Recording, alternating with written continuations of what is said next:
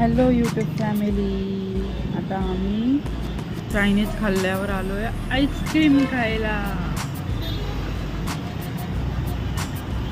कोणती खातोय समर्थ? हॅलो कर सगळ्यांना. समर्थची favourite ice cream strawberry flavour. Strawberry cup घेतला त्याने, हा ना.